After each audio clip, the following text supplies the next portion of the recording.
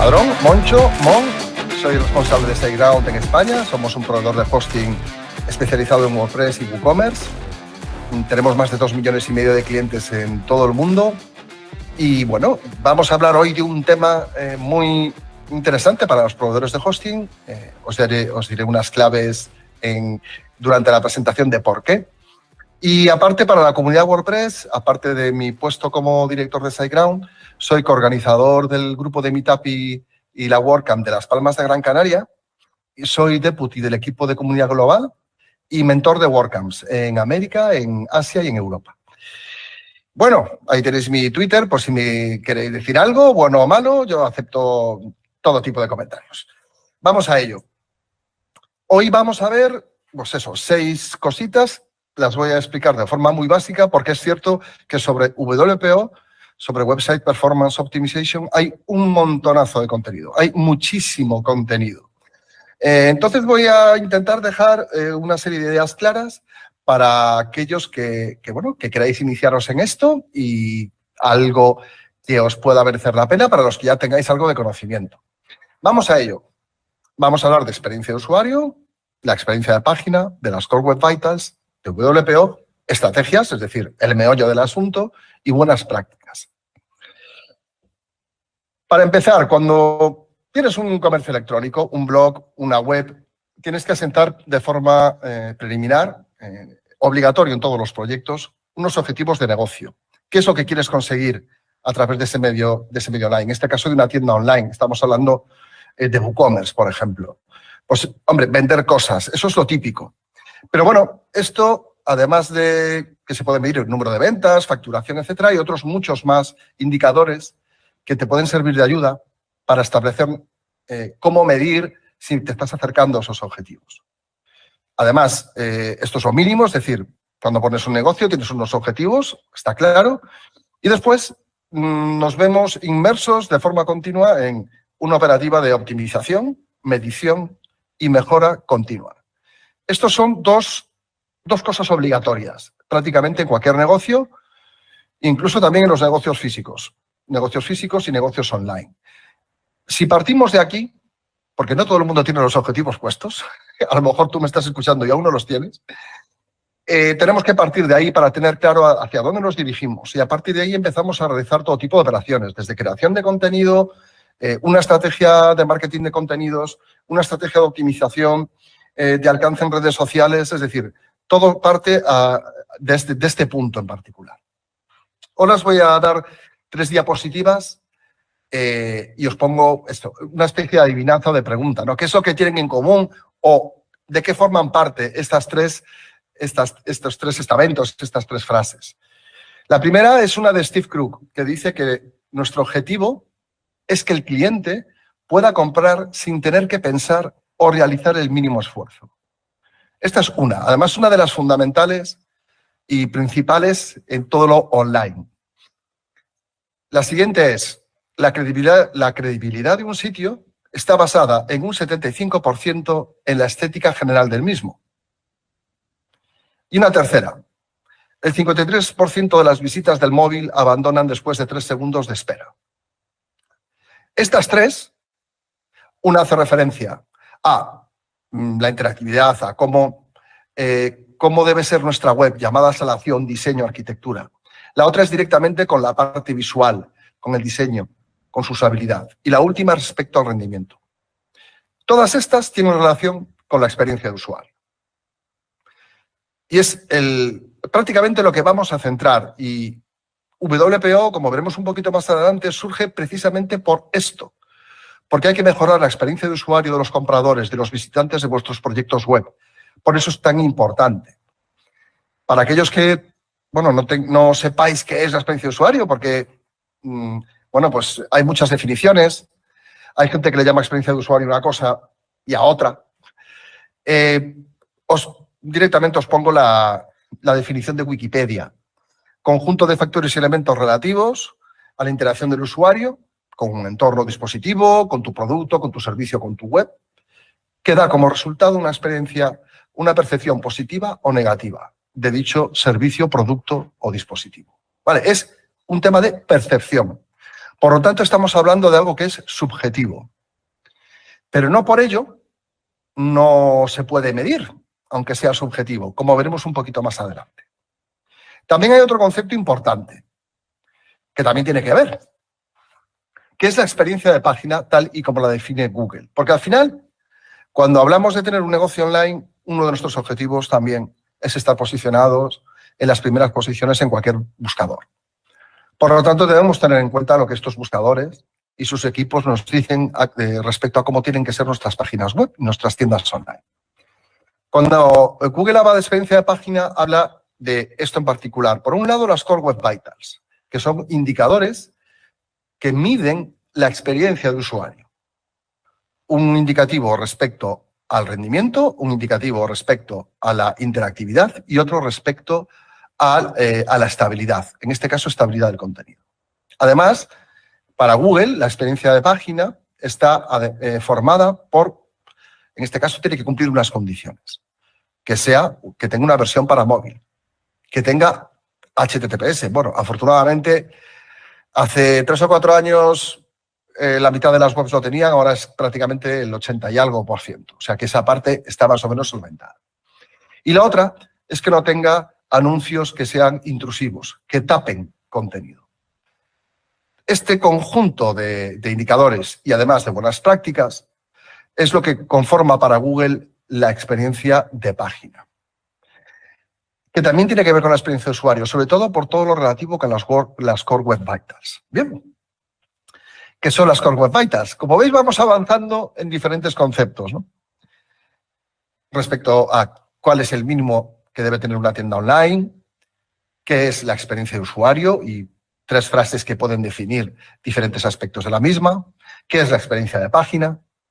Y ahora ya vamos con el concepto de las Core Web Vitals, porque son indicadores. Y como todo proceso o estrategia de optimización, los indicadores son lo mínimo, la base, o por lo menos en lo que vamos a basar nuestro trabajo.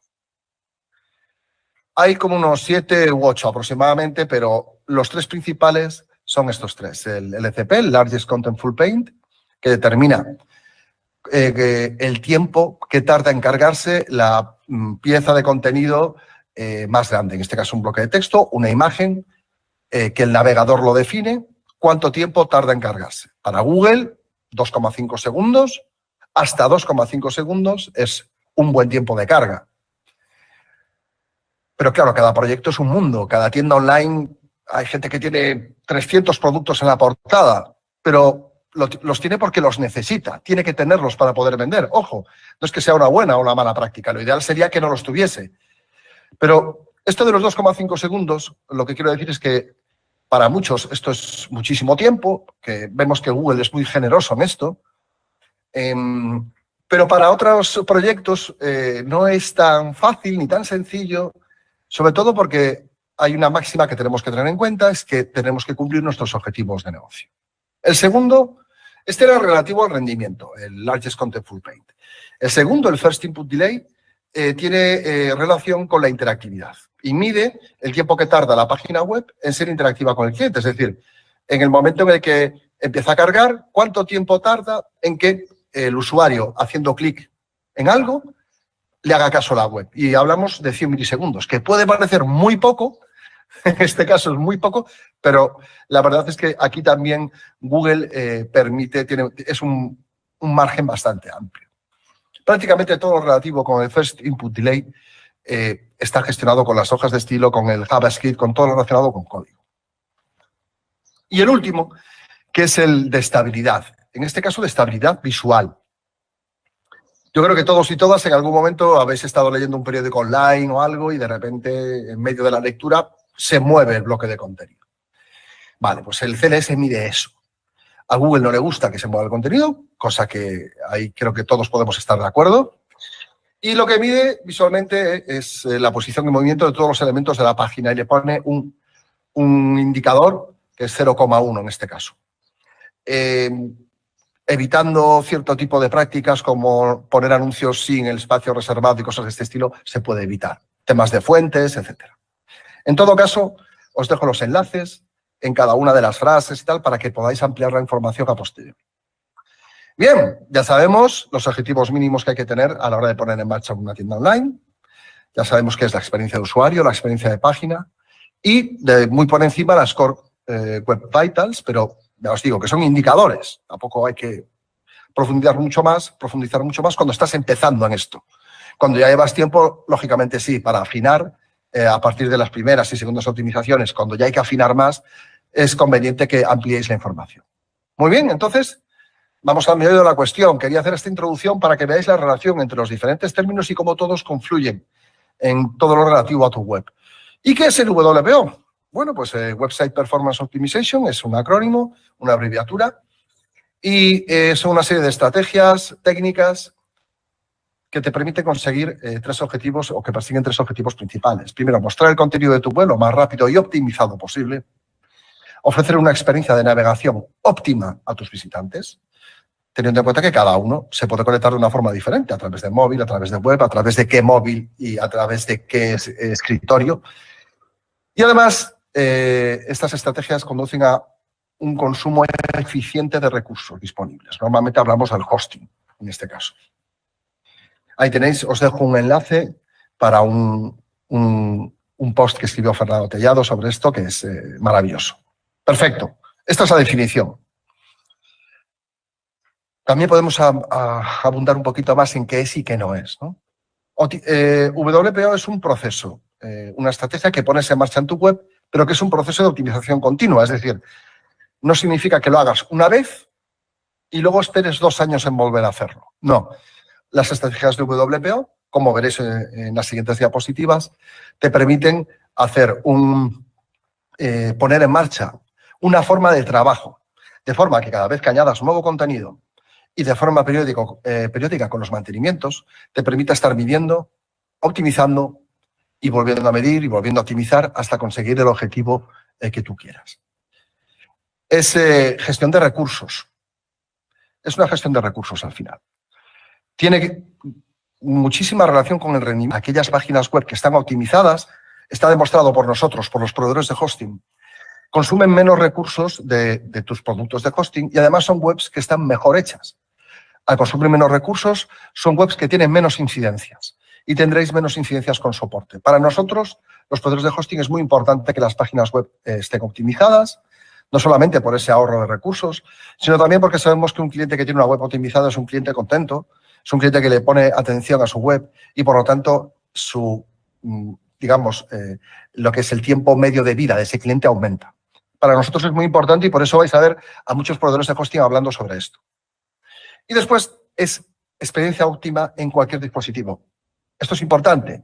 Creo que es relevante que vayáis a las estadísticas de vuestro sitio, veáis cuáles son los 2-3 perfiles más usados de los usuarios que tenéis para poder determinar cómo tenéis que optimizar las cosas. Si la mayoría de vuestros clientes se están conectando a través del móvil, ya sabéis dónde tenéis que poner el foco. Si además la mayoría de vuestros clientes lo hace desde móviles Android, pues ya tenéis que hacerlo de otra forma diferente. O, yo qué sé, puedes tener un estudio de arquitectura y todo el mundo se conecta conectados con fibra, con pantallas de 27 pulgadas y lógicamente, pues las estrategias de optimización pueden cambiar. Y ahora algo que es, creo, importante, que no es WPO. Bueno, pues centrarse exclusivamente en la velocidad. Esto no es un tema de velocidad. Esto es un tema de cumplir objetivos de negocio. Las estrategias de rendimiento tienen que estar ligadas a las de negocio. Para eso tienes que tener un perfil muy detallado de tu buyer persona, cuál es el perfil de tu visitante real con las estadísticas que puedas manejar de tu página web y de tu servidor. Y a partir de ahí establecer una serie de parámetros que optimizar. Lógicamente, las webs hay que hacer una primera optimización total y luego a partir de ahí centrarnos en aquello que es lo que produce y que tiene relevancia respecto a los objetivos de negocio. No es obsesionarse con los indicadores, es decir, es que lo voy a parar hasta que consiga un 100 en Google PageSpeed. Bueno, allá tú. La optimización no es eso.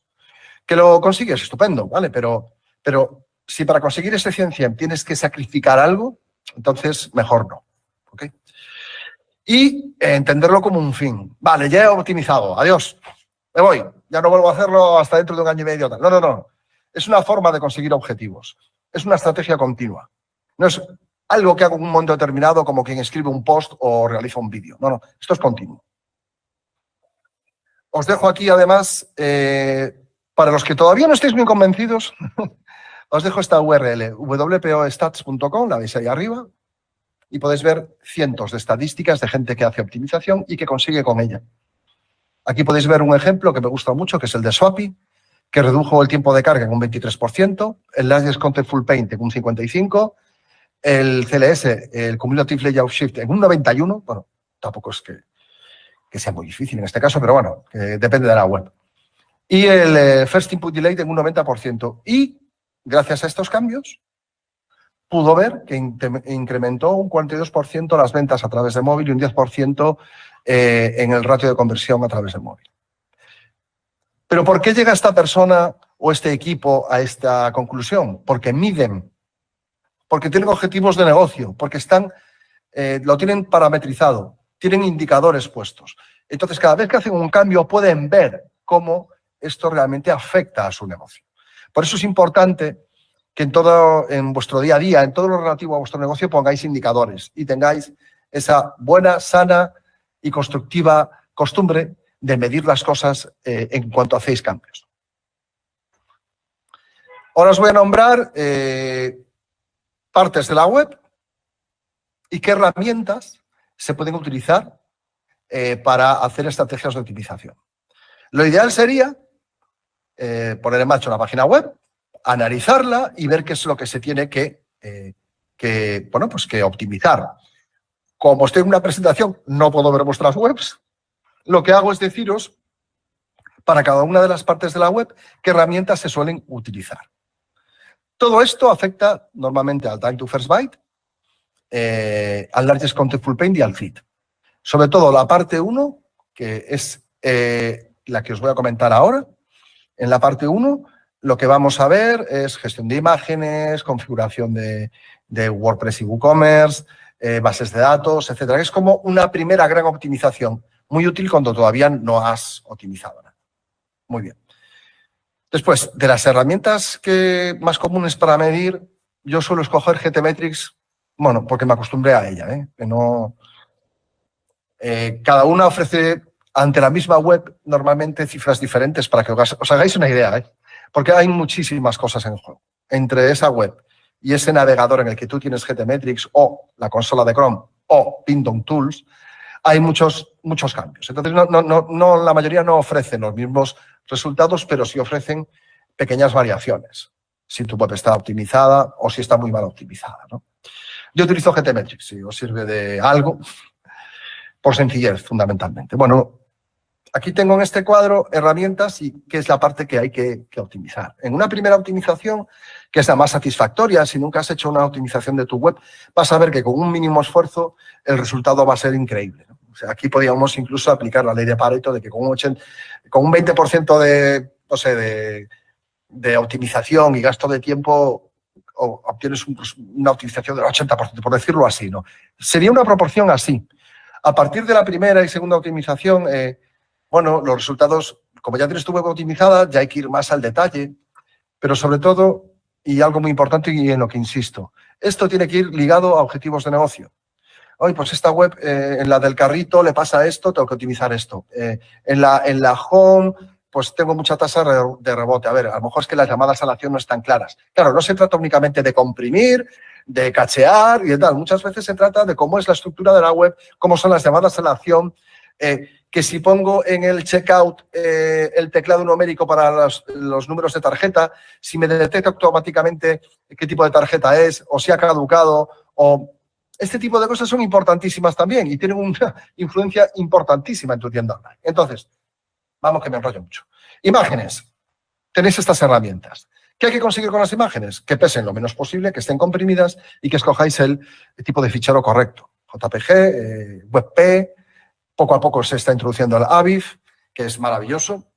Y os dejo estas herramientas para que le echéis un vistazo. Estáticos. Bueno, una de las primeras operaciones que se hace con los estáticos es minimizar los estáticos, tanto las hojas de estilo como el JavaScript como el HTML.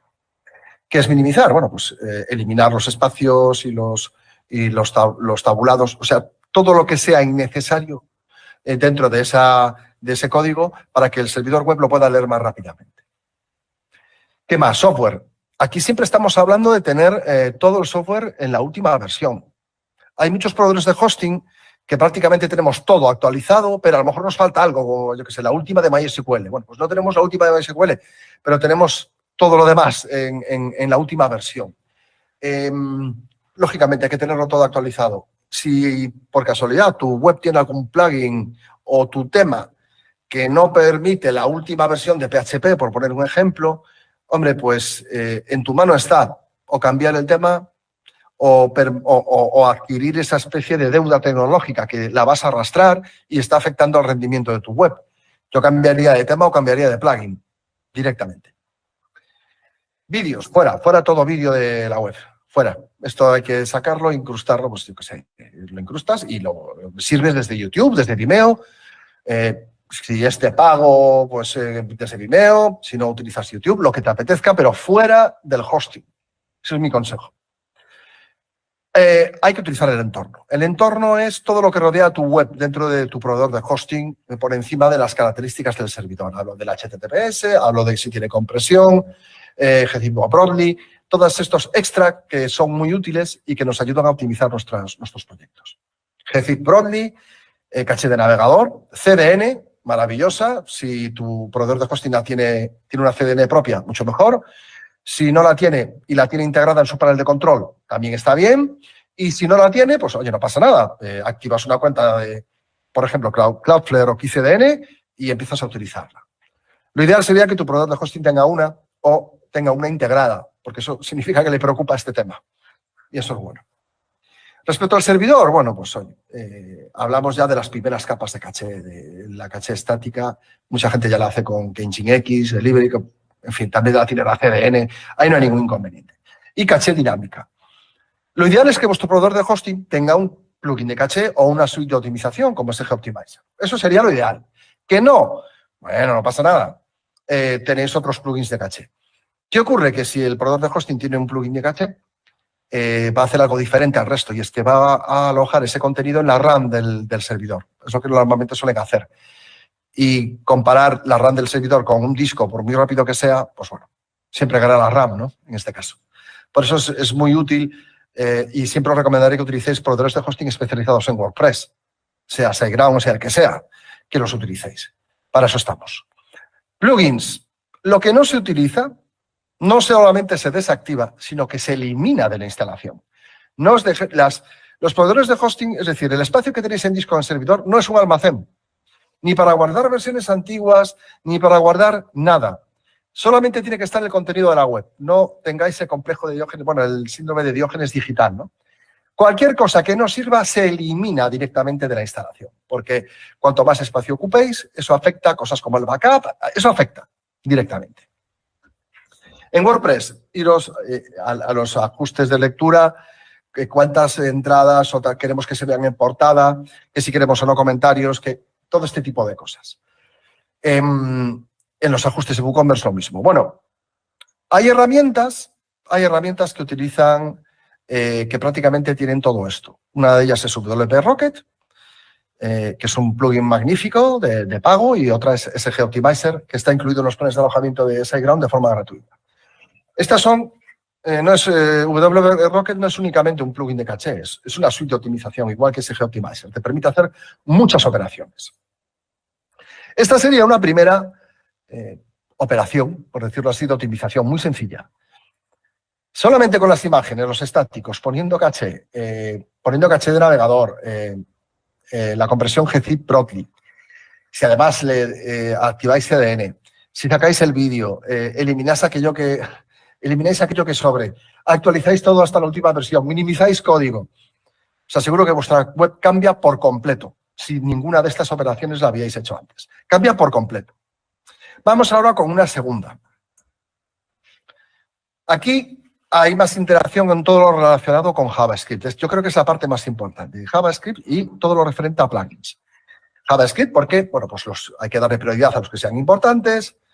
Hay que hacer todo lo necesario, pues también se pueden combinar, los que sean muy grandes, dividirlos en... Hay muchas operaciones relativas al JavaScript. Cuando hagáis una medición a través de GTmetrix o Google PageSpeed Insights, en cualquiera de ellas os va a dar claves sobre cómo gestionar todo lo relativo a JavaScript. En todo caso, con los estáticos ya empezamos a hacer otro tipo de operaciones. Como os decía, ya están minimizados, ¿ok? Y a partir de ahora, con herramientas como también AutoOptimize, pero Async, JavaScript, CSS Script Optimizer y Perf Matters, ya empezamos a hacer otro tipo de operaciones, que es combinarlos, retrasarlos, darles prioridad, etc. En el entorno, ya nos vamos a otro tipo de operaciones. En este caso, pues todo lo que sean recursos de terceros lo precargamos. Fuentes, anuncios, cualquier cosa. Todo se carga a través de DNS externas. Se identifican, vais a GTmetrix, vais a la cascada y ya veis cuáles son los que vienen de terceros. Y eso directamente lo ponéis en vuestro plugin, que los detectará, tal. Y eso se hace pues se precarga en cabecera, etcétera. Pero bueno, mediante funciones o con Flying Scripts, que es un plugin que sirve para esto. A ver, lo ideal es que todo estuviese optimizado sin necesidad de utilizar plugins. Todo se ha dicho. Pero hay que hacer esto respecto al tiempo que tenemos, nuestros medios y los objetivos que queremos conseguir. Entonces, muchas veces un plugin es la mejor solución. Después, respecto a WordPress y WooCommerce, aquí ya entramos a la carga condicional de plugins. Pasa mucho que tienes y activas un plugin de formulario y se carga, por ejemplo, en todas las páginas, aunque no lo estés utilizando. O incluso WooCommerce, en aquellas páginas que no tienen nada que ver con tu tienda online, ¿no? Pues para eso tenemos este tipo de herramientas que nos permiten delimitar cuándo se activa cualquier plugin y su actividad. ¿Por qué es bueno esto? Porque estamos ahorrando muchísimos recursos. No estamos dejando de cargar cosas que son innecesarias. Y ahí tenéis, pues a través de código, utilizando Perf Matters, Script Dequeuer, Plugin Load Filter, buenísimo, Asset Cleanup, Plugin Organizer. Y para el tema relacionado con el Heartbeat es una conexión que hace WordPress, que va guardando lo que estás haciendo, etcétera. Tenéis uno del señor Fernando Tellado que se llama WP-Twix. El Heartbeat, pues hay que controlarlo, ¿no? Que en vez de hacerlo cada 10 segundos, 20 segundos, 30 segundos o cada minuto, pues que lo haga cada 10 minutos o que no lo haga.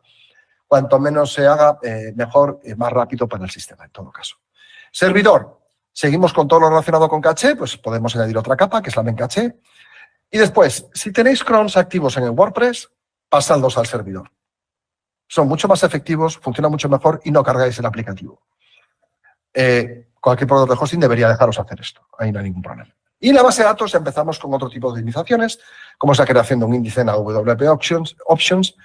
Para eso tenéis herramientas, lo podéis hacer a mano. También tenéis herramientas como WP Optimize, Cleanup Booster, Advanced Database Cleaner y WP Suite también.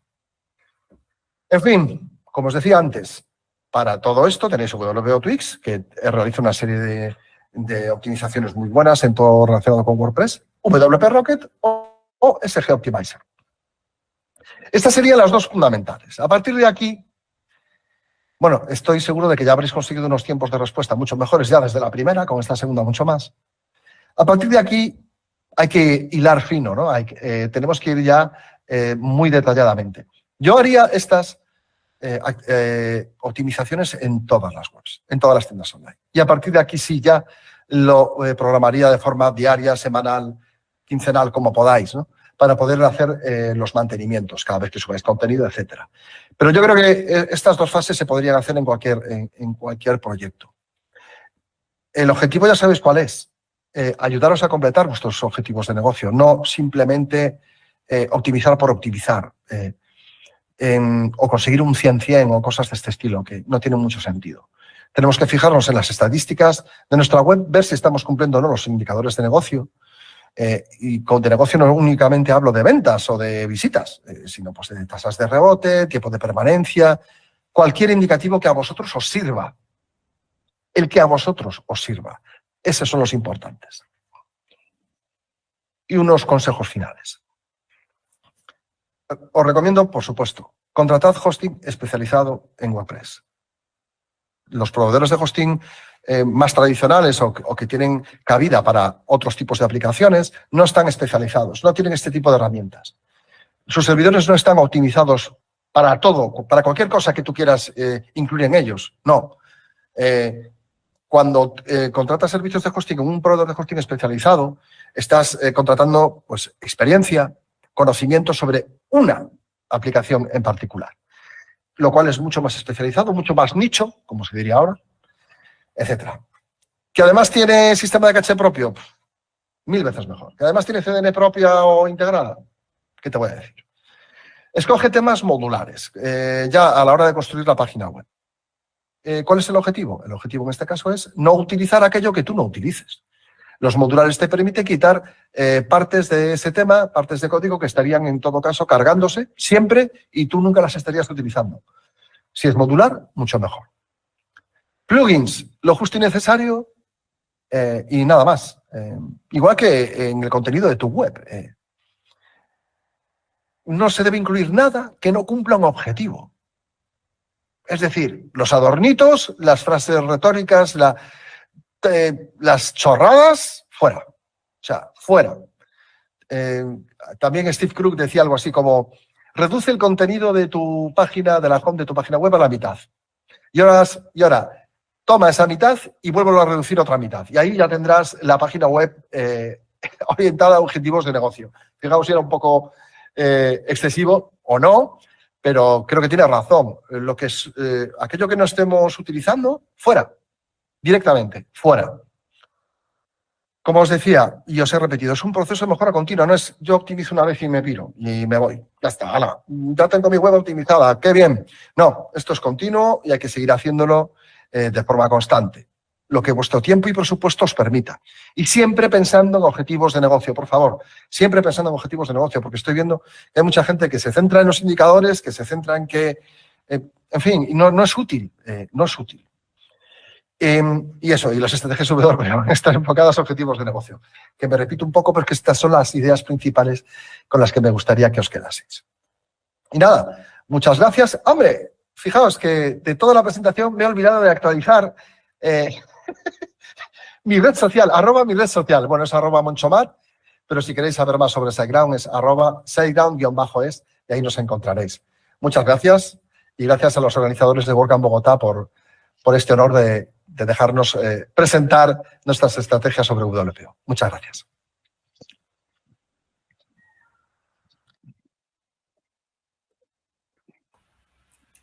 Hola, José, ¿cómo estás? Hola, muy bien. Un poco raro eso de verme en directo y aquí de espectador, pero muy bien. Muchas gracias. Muchas gracias, Viviana, y muchas gracias por organizar WordCamp Colombia. WordCamp Bogotá, perdón. Muchísimas gracias. Es un honor estar aquí. O sea que, en fin. Bueno, muchas gracias a ti y recuerden, @monchomat. No, mi red social. Ay, qué emparado. Madre mía. No te preocupes. Esos son los detalles que pasan a la hora de organizar un WordCamp. O sea, no todo sale perfecto, pero tratamos de hacer lo mejor para ustedes. Bueno, muchas gracias y que sean todos esos los errores. Vamos, ese es el máximo que se puede cometer. Bueno, tenemos una preguntita por aquí de Luis Carlos Zapata. Nos pregunta, ¿cuánto es la capacidad mínima que debe tener un hosting para tener un buen WPO? Bueno, realmente las estrategias de WPO son completamente indiferentes al proveedor de hosting en el que estés. Es decir, en el momento en el que tú estás utilizando una página web que está alojada con un proveedor de hosting, tienes la opción de hacer estrategias WPO.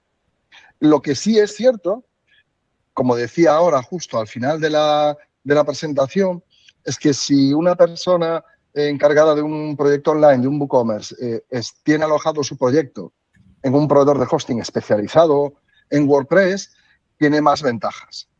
Parte de una situación más favorable que si estás alojado en un proveedor estándar que no presta ninguna atención especial a WordPress y que puedes alojar prácticamente cualquier cosa. Y esas diferencias, fundamentalmente, Viviana, están recogidas desde en toda la cadena. Un proveedor de hosting especializado, desde el kernel del sistema operativo, pasando por todo el software de servidor y el aplicativo, tienen configuraciones especiales para todo lo referente a WordPress, tuning de sistemas, incluso una configuración de servidores diferente. Entonces, ¿qué capacidad ha de tener un hosting? Bueno, la que te permita tener tu página web alojada ahí y a partir de ahí comienzas a trabajar. Y efectivamente, si trabajas con un proveedor de hosting especializado en WordPress, vas a tener una posición de ventaja que empezando en un proveedor de hosting que no está especializado. Y mientras quepa tu web un hosting y tengas claro qué cosas tienes que hacer, que están siempre relacionadas con el negocio, como decía, hay que empezar a medir, tener claro qué es lo que quieres hacer. Cualquier estrategia de WPO será bienvenida en cualquier proveedor de hosting. Listo, entendido. ¿Cómo puede realizarse un buen WPO con un hosting compartido? ¿Es posible? Por supuesto. La diferencia entre hosting compartido, VPS o hosting virtual dedicado o hosting enterprise es simplemente qué cantidad de recursos y qué limitaciones tienes a la hora de alojar tu página web. En hosting compartido, como el nombre indica, estás utilizando recursos compartidos dentro de un mismo nodo. Una máquina muy grande, enorme, en la que hay alojados muchos clientes y dependiendo del tipo de proveedor de hosting hay gente que tiene una única máquina para 600 clientes o 700 y luego hay proveedores de hosting que tienen diferentes granjas de servidores en la que tiene cada una un servicio alojado que es muy bueno para efectos de rendimiento y redundancia. Entonces, el hosting compartido, que es hoy en día el producto de hosting más utilizado a nivel mundial, no solamente SiteGround, digo a nivel mundial en todos los proveedores de hosting, tiene normalmente recursos más que suficientes para poder alojar una página web hecha en WordPress. Cuando tienes un WooCommerce y comienzas con tu actividad de tienda online, normalmente exige una mayor cantidad de recursos. Cuando tienes poco tráfico o no tienes un número de usuarios simultáneo muy grande, normalmente con un buen producto de hosting compartido lo tienes solucionado. Pero nunca hay que descartar estar en proveedores de hosting que tengan diferentes familias de producto para que, si en un momento determinado necesitas un número mayor de recursos, puedas hacer la transición prácticamente sin despeinarte, ¿no? En mi caso es más fácil. Es decir, que simplemente puedas cambiar de producto de una forma muy sencilla y transparente. Y luego están los servidores virtuales, que estos normalmente tienen menos limitaciones, por ejemplo, el tamaño de la base de datos, la transferencia mensual, el número de carpetas o ficheros que puedes tener en tu instalación WordPress. Y además existen servidores virtuales que tienen la posibilidad de escalar. El escalado es una particularidad que permite, una característica que permite a tu web que en un momento determinado que ha llegado al pico de recursos, ha llegado al número de recursos que tienes contratado, ha llegado al límite, si sigue llegando todavía más tráfico o un número mayor de usuarios, te permite escalar esos recursos, 1 GB más de RAM, 2 CPUs, lo que sea, como lo tengas estipulado, y así sigues teniendo y puedes soportar todo ese tráfico que te está llegando. Y luego están los servidores dedicados, etcétera. En todo caso, si tu hosting compartido tiene recursos suficientes para un WooCommerce, por supuesto, una vez que empieces a hacer tus labores y estrategias de WPO, todavía tendrás más recursos disponibles. Sin ninguna duda, es un producto como otro cualquiera para poder hacer una buena optimización. Perfecto.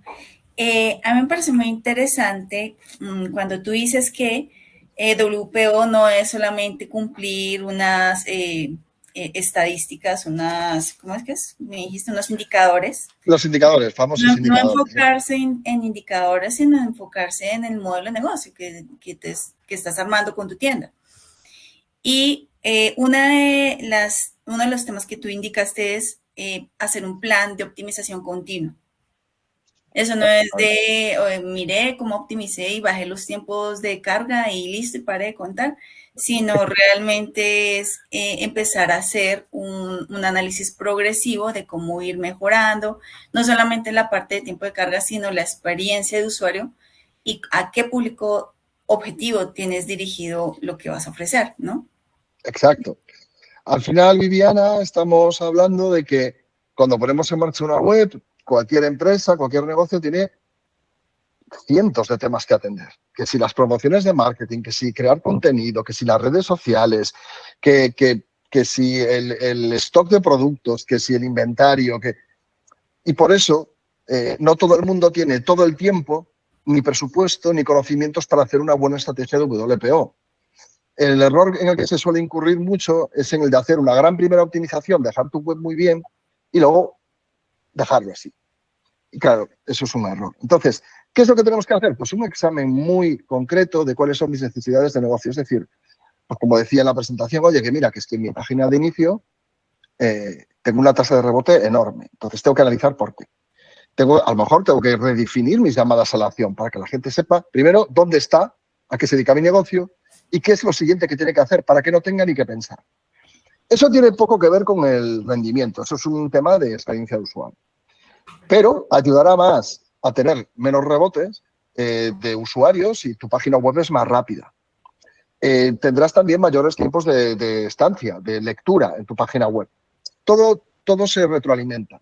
Por eso es tan importante tener muy claro cuáles son tus objetivos, saber si estás llegando o no, para poder ver en dónde centro mis esfuerzos.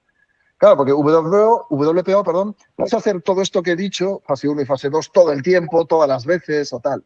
O hacerlo únicamente una vez, ¿no? Una vez que tengamos la web optimizada, hay que tener claro qué partes nos están cumpliendo para hacer esfuerzos ahí. Y estas han de estar regidas, estos esfuerzos, por las necesidades de negocio, no por unos indicadores de Google PageSpeed. Yo muchas veces veo, pues eso, en Twitter, en redes sociales, oye, mira, un 100-100 y tal. No, si está súper bien, si no hay ningún inconveniente, pero ¿está cumpliendo objetivos de negocio?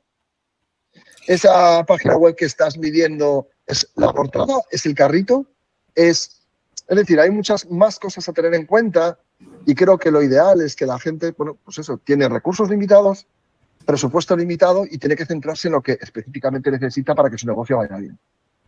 Yo creo que ese tema de los indicadores es una situación que uno como freelancer o como proveedor de estrategias de marketing o web debe capacitar al cliente, porque el cliente lo presiona, es que vea, es que en esta página me sacó este porcentaje, en esta otra me sacó este otro. Claro. Entonces, la idea no es dejarnos llevar por lo que el cliente esté exigiendo sin conocimiento, sino guiarlo, ¿no?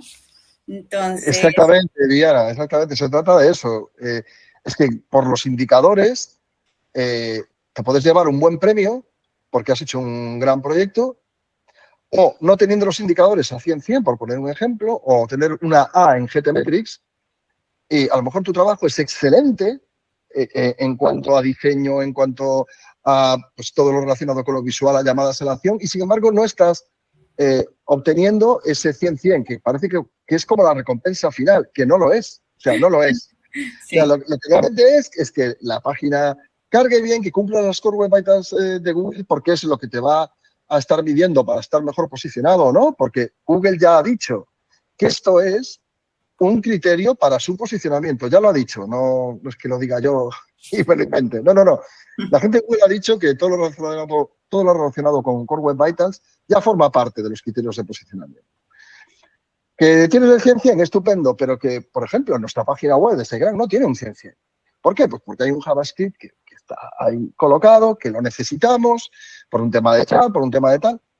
Y creo que nunca vamos a cumplir un 100-100, pero es que está ahí porque cumple esa herramienta, porque cumple una necesidad de negocio y no lo vamos a quitar. Lamentablemente, pues es así. Somos el ejemplo para lo bueno, en este caso, porque tenemos claro lo que no vamos a sacrificar para obtener un buen indicador. Es simplemente eso. De acuerdo. Hago aquí un pequeño paréntesis porque este tema de optimización continua conecta mucho con una charla que vamos a tener el día de mañana de parte de Roberto Remedios, que nos va a hablar sobre A/B testing, heatmaps y usabilidad de WordPress. Entonces, fantástico. Esta tendría que ir siguiente a la mía. Súper recomendada para que se conecten mañana. Bueno, tenemos aquí más preguntitas para ti. Nos preguntan con Victorious. José, cada vez más clientes que contratan servicios SEO piden a la vez tareas WPO. ¿Piensas que es un servicio adicional o debe integrarse al SEO? Bueno, claro, es que eso es casi meterme en el portfolio de servicios y productos que un freelance o una agencia pueda ofrecer.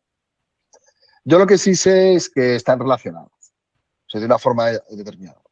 A la hora de ofrecerlo a los clientes, yo lo haría como algo especial, porque es que requiere tiempo especial y conocimiento especial. si te sirve de ejemplo, nosotros en SiteGround ofrecemos la herramienta SiteGround Optimizer de forma gratuita porque es que nos viene muy bien. O sea, como decía la presentación, cuanto más optimizada tiene la web un cliente, menos incidencias tiene. Así de claro, cuanto más optimizada está, es un cliente que está más contento y más feliz. Si en tu agencia o tú como freelance entiendes que es una demanda, yo creo que te están avisando tus clientes de lo que deberías incorporar a tu portfolio de servicios y desde luego yo lo haría. De acuerdo, listo. Vamos con Alejandro Ramos. Un saludo, Alejandro, que nos ves desde el background. ¿Qué recomendarías? ¿Qué recomendarías? ¿Trabajar con un proveedor especializado o configurar tu propio cloud server enfocado en WordPress? Obviamente, si tienes el conocimiento para administrarlo. Bueno, no solo el conocimiento, sino el tiempo. Una de las cosas que hay que tener en cuenta cuando vas a servicios no gestionados y eres tú quien tiene que va a gestionar y hacerse con la actualización de sistemas, la seguridad y todo lo relativo a ese entorno WordPress que vas a crear, pues si tienes tiempo y tienes ese conocimiento, pues sí, lógicamente. ¿Por qué? Porque va a estar especializado, porque va a estar customizado, personalizado para tus clientes, para el tipo de web que tú vas a diseñar. Sin ningún tipo de duda. Es que es lo mismo que hacemos nosotros, los proveedores de hosting especializados, para los clientes que tienen WordPress. Simplemente que nosotros lo hacemos a una escala pues, muchísimo mayor, con una gran infraestructura detrás. Es exactamente el mismo concepto. Si tú eres capaz de hacerlo, es más, es un valor añadido.